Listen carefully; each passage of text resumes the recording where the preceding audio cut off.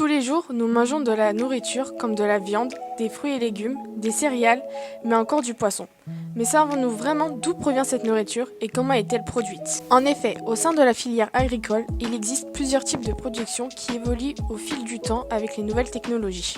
Comme le mode de production biologique où ils doivent suivre un cahier des charges pour préserver la qualité du sol et éviter d'utiliser des produits chimiques. Puis, il y a le mode de production conventionnelle qui est la plus courante et qui a la possibilité d'utiliser des produits chimiques pour protéger les cultures des maladies et qui est une agriculture avec moins de contraintes. Elle est souvent plus utilisée pour nourrir l'entièreté d'une population parce qu'elle est plus rentable. Dans cette vidéo, nous verrons comment est produite notre alimentation et voir comment permettre de mieux consommer durablement. Dans un premier temps, nous allons voir comment est produit la viande, les fruits et légumes, les céréales et le poisson. Et pour finir, nous verrons comment savoir comment notre alimentation a été produite pour permettre de mieux consommer. L'élevage est une pratique présente depuis des milliers d'années qui consiste à domestiquer des animaux afin de les élever dans des espaces fermés ou clôturés dans le but de se nourrir. Elle a succédé à la chasse et à la cueillette il y a plus de 9000 ans avant Jésus-Christ, selon les plus anciennes traces que l'on a découvertes. Depuis, cette activité s'est diversifiée afin de répondre aux besoins de la population humaine, mais aussi aux enjeux environnementaux, car 15% des émissions à gaz à effet de serre mondiales sont causées par l'élevage. Je vais maintenant vous présenter deux types d'élevage. Tout d'abord, l'élevage conventionnel intensif. Elle se développe lors de la seconde révolution agricole, après la Seconde Guerre mondiale. À cette époque, les progrès sont nombreux, que ce soit au niveau de la mécanique ou de la chimie. La population mondiale augmentait aussi fortement suite à la fin de la guerre, qui a de plus impacté lourdement l'agriculture et l'élevage dans le monde. Au fil du temps, pour subvenir aux besoins croissants, l'élevage conventionnel intensif s'est énormément développé. L'élevage conventionnel intensif vise à maximiser le rendement de cette activité. Pour cela, la densité des animaux est importante, mais elle est limitée. Certaines normes européennes imposent une densité maximale. Par exemple, la densité maximale des poulets est de 33 g par mètre carré à 42 g par mètre carré sous certaines conditions. De plus, pour maximiser la production, le rythme de croissance est très rapide, c'est-à-dire que les animaux sont abattus tôt. L'objectif de ce mode de production est aussi de limiter les coûts. Par conséquent, ces espaces sont aménagés de façon simple.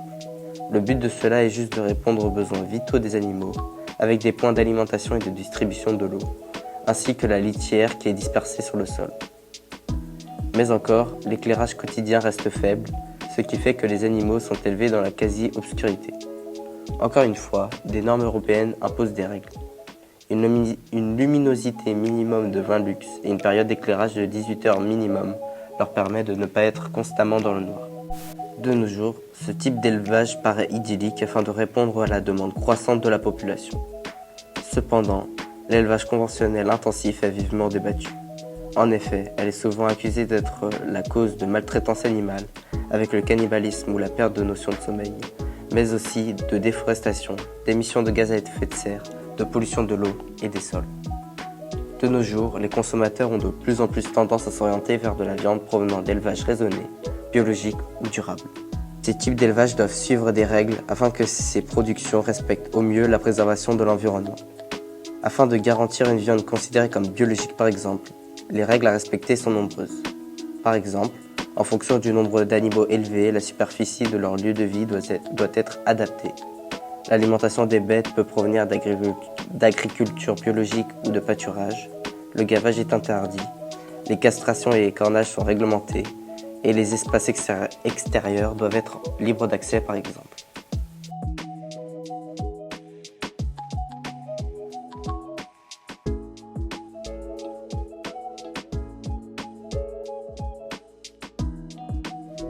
Donc il y a Joël, l'aîné, qui va partir à la retraite, là, qui est plus notre associé officiel depuis le 1er janvier, mais qui continue 1 an en salariat, donc qui va arrêter pour 2024.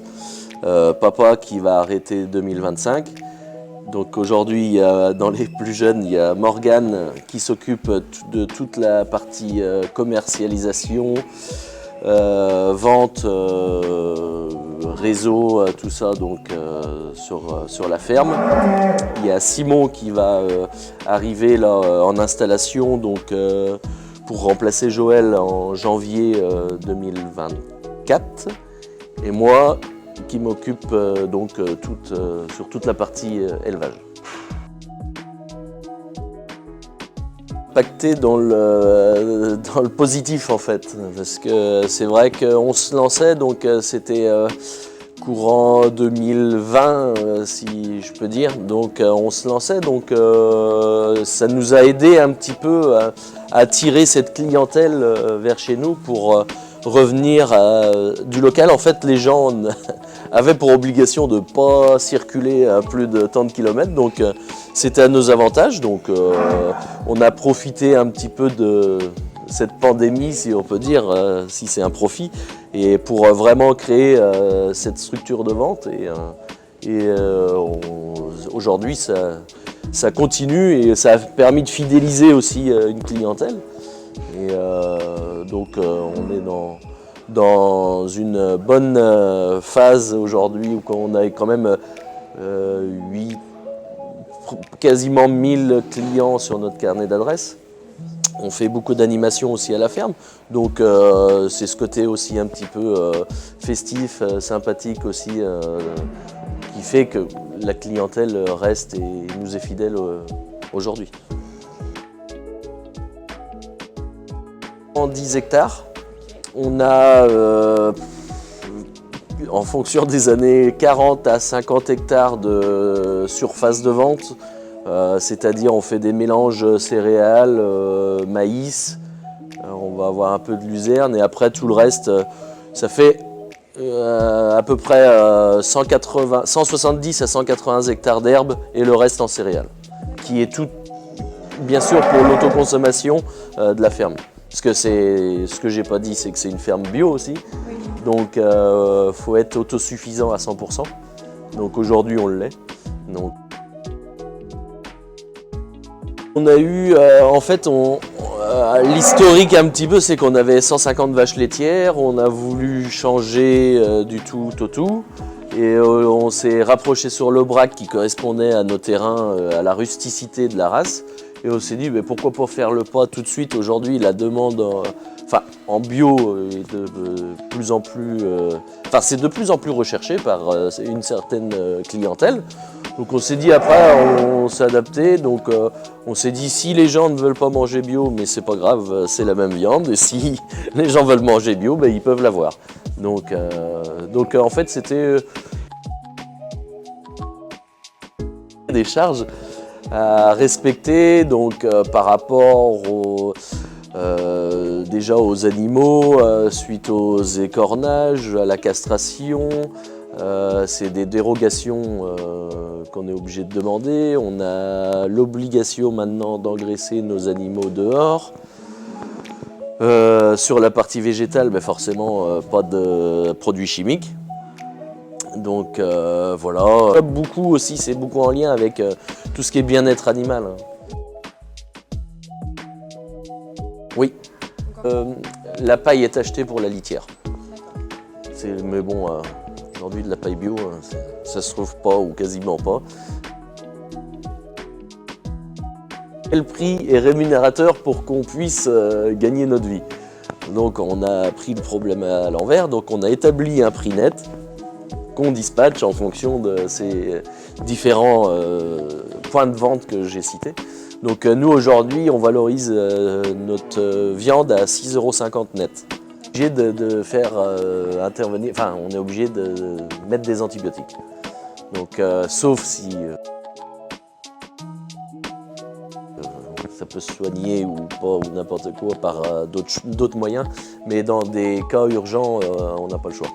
Donc là c'est pareil, hein, parce que le bio a le droit à l'utilisation de l'antibiotique, mais bon, il faut que tout soit déclaré. Donc moi je tiens un registre d'élevage où que je dois tout noter dessus, quel produit, un numéro d'ordonnance correspond à un produit, au millilitre près, et voilà. Donc tout est... L'alimentation en fait du troupeau global, c'est basé essentiellement sur l'herbe. C'est-à-dire que ça va aller du foin, de l'enrubanage, de la pâture. Pour l'engraissement, on utilise nos céréales qu'on produit chez nous, donc en maïs grain humide et en triticale pois broyé, qu'on apporte en complément d'enrubanage. Librement faire leur GMQ, on n'a pas d'alimentateur. On fait une marche gourmande généralement au mois de mai. Donc on fait une dizaine de kilomètres et on est en partenariat généralement avec des brasseurs et tout ça pour faire la bière et tout ça. Et après on donne nos produits à manger lors de cette marche gourmande. On a ça. 18 mars, on a le kilomètre des brasseurs justement. Donc là, ça va être dans la ferme uniquement, où on fait intervenir 5 brasseurs. On fait beaucoup de marchés de producteurs. On a fait les marchés de Noël. Voilà. À présent, voyons comment sont produits les poissons dans vos assiettes. Le poisson d'élevage a connu un véritable boom ces dernières années. L'aquaculture pèse aujourd'hui plus que la pêche dans la production de poissons pour l'alimentation. Je vais donc vous parler de la pisciculture, mais d'abord nous allons définir quelques termes. L'aquaculture est le terme générique qui désigne toutes les activités de production animale ou végétale en milieu aquatique. L'aquaculture se pratique dans des rivières ou des étangs et en bord de mer. On parle dans ce cas de culture marine ou mariculture. La pisciculture est l'élevage de poissons en eau douce, saumâtre ou salée et qui peut se pratiquer de manière isolée comme en aquaponie. C'est une des branches de l'aquaculture. La pisciculture se fait souvent en étang. Le poisson peut aussi s'élever en dehors de son habitat naturel, dans un bassin ou dans des bacs. Le bac hors sol est aussi désigné raceway. Ce mode de production présente de nombreux avantages. En effet, il permet de répondre à la demande importante en poissons des consommateurs, tout en évitant la surpêche et l'épuisement des ressources halieutiques. Ainsi, en élevant les poissons dans des bassins ou dans des étangs, on réduira petit à petit les activités de pêche en pleine mer, qui, elles, sont responsables d'une augmentation de la mortalité des espèces ciblées et des espèces non ciblées. De plus, cela permet de produire du poisson de bonne qualité, en quantité suffisante, aussi bien pour la consommation que pour la commercialisation, une réduction du taux de mortalité et un bon suivi des poissons. Cependant, la pisciculture présente, comme tout type d'élevage, de nombreux inconvénients, notamment à cause de l'utilisation de produits chimiques qui peut entraîner une dégradation des écosystèmes marins et des côtes. Il peut aussi y avoir un développement rapide de pathologies, comme la présence des pouches et le saumon, une pollution due à la concentration des excréments et des produits sanitaires, et une évasion d'individus qui peuvent devenir des espèces invasives. De plus, une très forte densité dans les élevages piscicoles peuvent causer des problèmes de bien-être animal. Ainsi que la méthode d'abattage pas toujours très éthique. En effet, la méthode d'abattage dite classique consiste à sortir les poissons de l'eau et à les laisser se noyer lentement à l'air libre par asphyxie. Cependant, il ne faut pas généraliser tous les élevages, car pour les élevages de saumon par exemple, le poisson est anesthésié avant d'être abattu pour éviter des souffrances et du stress qui pourraient nuire à la qualité du produit et même le bien-être animal. Pour finir, voici un tableau montrant les espèces de poissons les plus élevées en pisciculture.